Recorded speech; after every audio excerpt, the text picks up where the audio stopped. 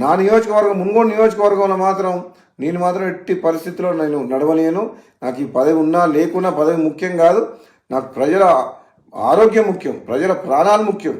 Tender లేచి wine shop వాళ్ళకి ఏం చెప్తున్నామంటే, మీరు టెండర్ లేదలుచుకుంటే వైన్ షాప్ల పక్కన పర్మిట్ రూమ్ అని ఉంటుంది. అది మా డే టైంలో తాగుతుర్రు. అక్కడికి వచ్చి అక్కడ అందరి చుట్టుపక్కల ప్రాంతంలో అందరికీ ప్రాబ్లమ్స్ అవుతున్నాయి.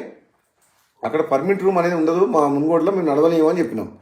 అలౌ చేయను. నేను ఎమ్మెల్యేగా ఉన్నంత వరకు ప్రజల ప్రాణాలు, ప్రజల ఆరోగ్యమే నాకు ఇంపడి తప్పితే ప్రజల జీవితాలతో ఆడుకునే ఎవరు ఏ పని చేసినా ఎట్టి పరిస్థితుల్లో ఒప్పుకునే ప్రసక్తే లేదు. ఊరు బయట ఉండాల్సిన వైన్ షాపు ఊరు సెంటర్లో ఉంటుంది. బెల్ షాప్లోకి అమ్మొద్దంటే మళ్ళీ దొంగసాటుగా బెల్ షాప్లో అమ్ముతుండ్రు. అది అమ్మొద్దని చెప్తున్నా. ప్లస్ మళ్ళీ వీళ్ళందరూ వైన్ షాపులు అందరూ కలిసి సిండికేట్ అవుతుండ్రు. సిండికేట్ అవ్వడం వల్ల ఏమవుతుంది, రేటు పెంచి అమ్ముతుండ్రు, డూప్లికేట్ అమ్ముతుండ్రు. వేరే మండలాలు, వేరే నియోజకవర్గాలు, వేరే జిల్లా వాళ్ళు ఇక్కడ పార్టిసిపేట్ చేయొద్దు. ఇప్పుడు వైన్ షాప్ లొకేషన్స్ కూడా తప్పున్నాయి.